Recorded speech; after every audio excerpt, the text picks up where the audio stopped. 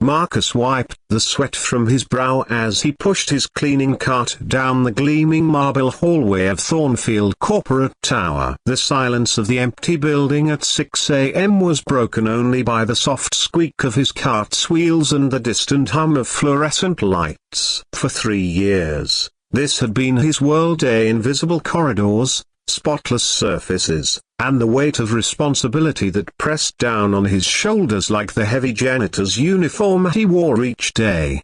At 32, Marcus Rivera had never imagined his life would unfold this way. But when his wife Maria passed away from cancer 2 years ago, leaving him alone with their 8-year-old daughter Sophia, dreams became luxuries he couldn't afford. Sophia was born profoundly deaf, and the medical bills, therapy sessions, and specialized education costs had drained their savings faster than water through a broken dam. The night shift janitor position at Thornfield paid enough to keep their small apartment and put food on the table, but just barely. Every morning, Marcus would finish his shift and race home to wake Sophia for school, his fingers dancing through American Sign Language as he prepared her breakfast and helped her get ready. She was his sunshine in the darkness, her bright smile and infectious laugh the fuel that kept him going through the loneliest nights. Stay invisible, stay quiet,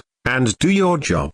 His supervisor, Mr. Peterson, had drilled into him during orientation. These executives don't want to see you. They don't want to know you exist. You're here to clean, not to interact. Marcus had followed the rule religiously. When the suits arrived each morning, he would retreat to supply closets or find work in distant wings of the building. He'd learned the patterns of every executive, knew which floors to avoid at certain times, and had mastered the art of disappearing into the background. But on this particular Tuesday morning, everything changed. Marcus was cleaning the 32nd floor when he heard it, or rather, didn't hear it. A child's frustration, expressed not in screams or words, but in the silent, jerky movements he recognized all too well. Around the corner, near the executive conference room, he saw a little girl, maybe 6 years old, frantically gesturing at a tall woman in an expensive navy suit. The child's face was red with tears of frustration, her small hands moving in signs that the woman clearly didn't understand. The woman, obviously an executive based on her pristine appearance and the anxiety radiating from her posture, kept trying to speak to the child, growing more distressed with each failed attempt at communication. She glanced around helplessly, as if looking for someone, anyone, who could bridge the gap between her and this crying little girl. Marcus's heart clenched. He saw Sophia in this child's tears, remembered countless moments when the world seemed too big and too hearing for his daughter. Every instinct screamed at him to help. But Peterson's warning echoed in his mind. Stay invisible. Do your job. The woman pulled out her phone, probably trying to call someone, but the little girl was becoming more agitated. She was signing rapidly now, and Marcus could read every word. Where's my mommy? I want my mommy. I don't understand. Why can't you understand me? Marcus couldn't stand it anymore. He abandoned his cart and approached slowly, his hands already moving in gentle, familiar signs. Hi there, he signed to the little girl, accompanying it with a warm smile. I'm Marcus. What's your name? The child's eyes widened in amazement. Someone could understand her. Her small hands moved quickly. Emma. My name is Emma. Do you really know sign language? I do, Marcus signed back, then turned to the confused executive. Excuse me, Mom. I couldn't help but notice. Your daughter? The woman stared at him, her professional composure cracking.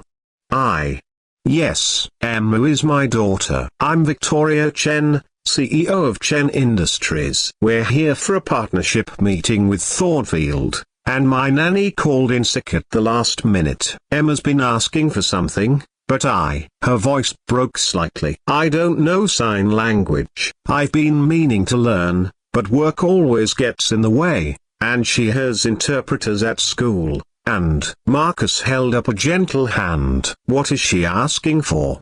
He signed to Emma. Emma's response made Marcus smile. She needs to use the restroom, and she's also asking if there are any snacks. She says she's really hungry. Victoria Chen's face flushed with a mixture of relief and embarrassment. Oh my God, of course. The restroom is just down the hall, and I have snacks in my briefcase. She looked at Marcus with genuine gratitude. Thank you so much. I don't know what I would have done. Marcus knelt down to Emma's level and signed. Your mom is going to take you to the bathroom now, and she has snacks for you too. She loves you very much. Emma's face lit up, and she surprised Marcus by wrapping her small arms around his neck in a tight hug. When she pulled back, she signed. Will you stay? Will you talk with me more? Marcus glanced up at Victoria Chen, who was watching the interaction with tears in her eyes. I'm sorry, he said softly. I'm just the janitor here. I'm supposed to stay invisible. Invisible? Victoria's voice was sharp with disbelief. You just gave my daughter something I haven't been able to give her in months. The feeling of being understood. What's your name? Marcus Rivera, Mom. Well, Marcus Rivera, you're not invisible to me, or to Emma. Clearly. She paused, studying his face. Do you have children? Marcus hesitated, then nodded. A daughter, Sophia. She's 8, and she's deaf too. Victoria's expression softened completely. You're a single father? Yes, Mom. At that moment, footsteps echoed down the hallway. Mr. Peterson rounded the corner, his face darkening when he saw Marcus talking to an executive. Rivera, what the hell do you think you're doing? Get back to work immediately. Peterson's voice boomed through the hallway. I told you to stay invisible. You don't talk to the executives. Marcus's face flushed with embarrassment. He began to step back toward his cart, but Victoria Chen's voice cut through the air like steel. Excuse me, she said, her CEO authority radiating from every word. Who are you? Peterson straightened, clearly recognizing her importance. I'm Donald Peterson, head of janitorial services. I apologize profusely for my employee's behavior. He knows better than to bother the executives. Bother? Victoria's voice was dangerously quiet. This man just communicated with my deaf daughter when I couldn't. He showed more compassion and skill in 5 minutes than most people show in a lifetime. And you're telling him to be invisible? Peterson's face paled. Well, we have policies. Your policies are about to change, Victoria said firmly. She turned back to Marcus, who was standing frozen between his cart and the conversation. Marcus, I want to offer you a job. Mom, Chen Industries has been looking for a community outreach coordinator, someone to help us develop programs for families with special needs children. The position comes with full benefits, flexible hours so you can be there for your daughter, and a salary that's triple what you're making here. Marcus felt like the floor had shifted beneath his feet.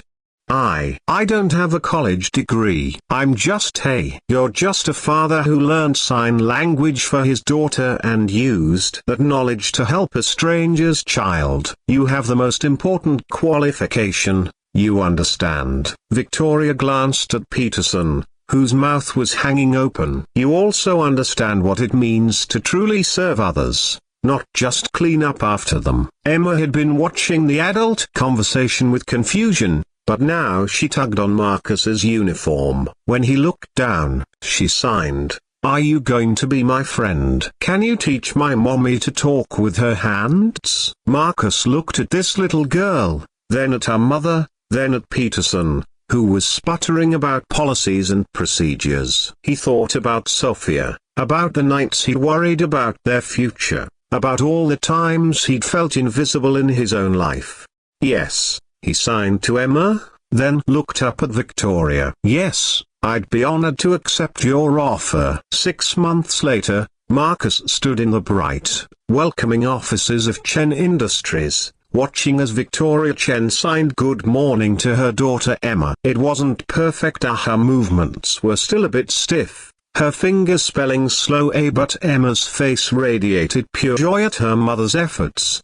"How did I do?" Victoria signed, then spoke aloud for Marcus's benefit. "Beautiful," Marcus signed back, then added with a grin, "Emma, tell your mom she's getting really good at this." Emma's hands moved rapidly, and Victoria laughed, catching most of it. The sound was music to Marcus's ears, not because he understood the words, but because he understood the connection. Through the office window, Marcus could see Sophia in the company's new after-school program, surrounded by both deaf and hearing children, all learning to communicate together. She caught his eye and waved, her smile brighter than the sun. Marcus had learned something profound in that hallway 6 months ago. Being invisible had never been about staying quiet or hidden. True invisibility was the kind of help that changes everything while asking for nothing in return. And sometimes, when you stop trying to be invisible and start trying to be human,